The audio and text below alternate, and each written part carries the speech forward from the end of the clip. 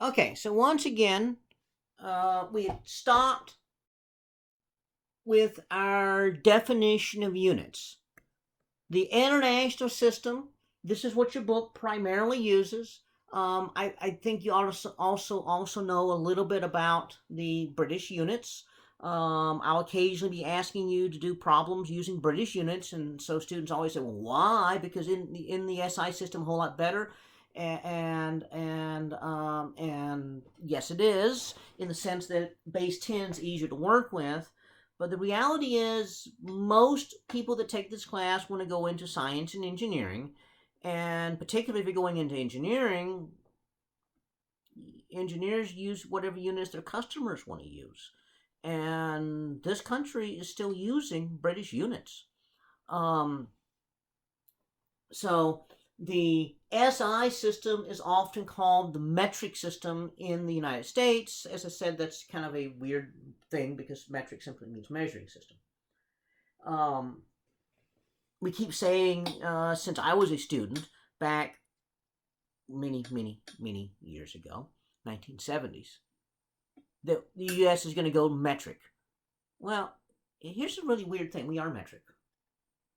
You say, well, how can we be metric? Because we're using feet and seconds and pounds and all this other sort of stuff. How is this metric?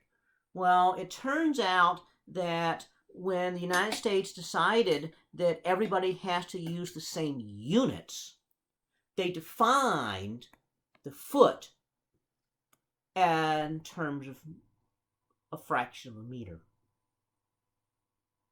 An inch is 2.54 centimeters, exactly. So we actually define these units in terms of those units. So technically, we are on the metric system. We just hide it very well. So the metric units, the system that I just gave to you, MKS, meter, kilogram, second. Well, meters, in the laboratory, sometimes a meter's a big thing. You're looking at things that are centimeters across and weigh only grams. And so there's an entirely different system of units called CGS, in which it is centimeter gram seconds. And so the MKS system, this is your defined SI. The CGS system is a derived version of that. So, for example, in the SI units, there's a unit of force called a Newton. Well, there's also a unit in the CGS system called a dyne. A Newton is a kilogram times a meter divided by second squared. A dyne is a gram centimeter per second squared. And so CGS units are sometimes used. The book also refers to significant figures, and one of the first labs you do is going to be significant figures. And so the idea of significant figures is that when you make a measurement, okay, the last digit is really a guess. You are measuring, pretty well off to this point, and you're guessing what that last digit is. So the last digit is your least significant figure. And so when you're doing significant figures, then your least significant figure is what you mark. So you never write it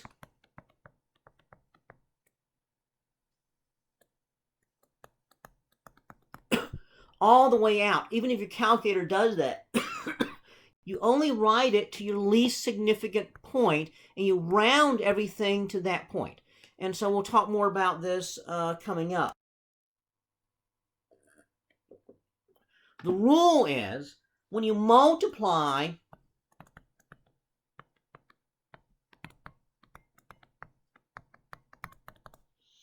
okay, then the answer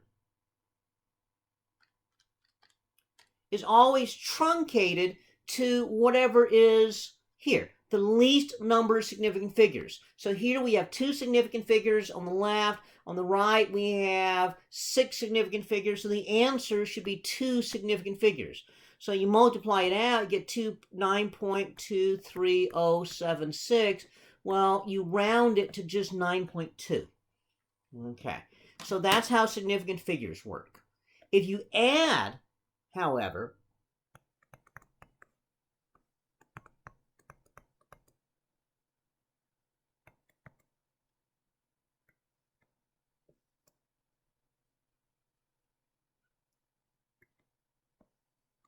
so you add all these things together, that's 108.914.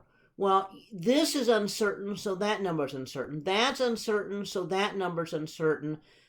This is uncertain, so that number is uncertain. So you would round that to 109 because the column defines the uncertainty. Yeah, this is 3 significant figures. That's only 2 significant figures. But the thing is, this defines that digit right there as uncertain. And so when you add, the column defines the level of uncertainty. I'm going to do an example of this, but I'm going to introduce another couple topics here, and then we'll go back and do example. Dimensional analysis. Keep track of your units. Seriously, keep track of your units. Units are important. You never just write a number.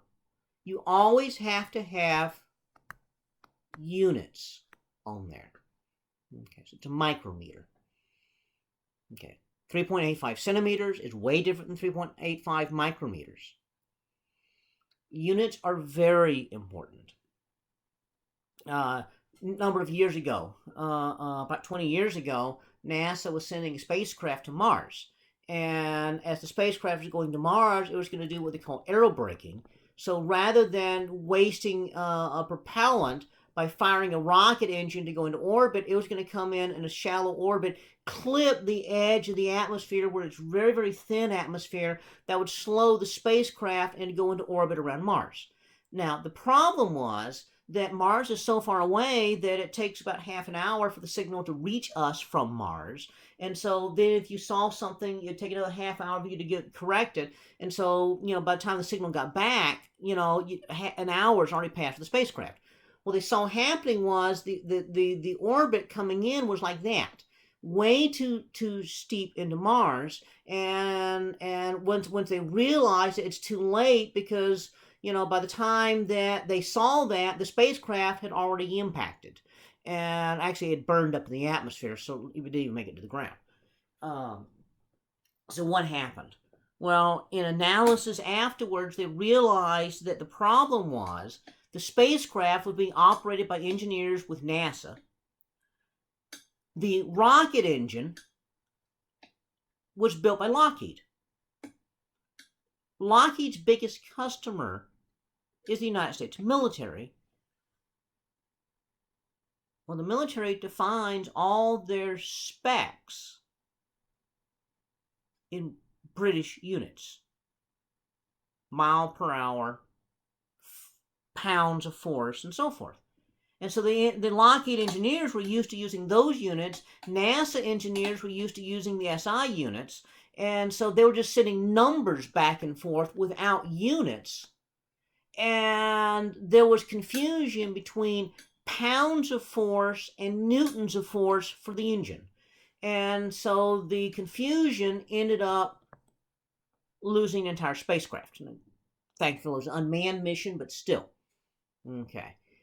So dimensions turn out to be very important. Another example that happened about 25, 30 years ago up in Denton was that a doctor ordered a pediatric case, a child, to have a certain number of micrograms of heparin. The nurse gave that many milligrams of heparin, so 1,000 times the dosage, which turned out to be lethal and killed the child because the units were wrong. So you have to always keep track of your units. And again, I'm going to do an example here coming up in which I show why dimensional analysis is especially important, because it can actually help you solve problems. Okay, so pause this for right now, and then our next two little mini lectures are going to be actual numeric examples using some of these things.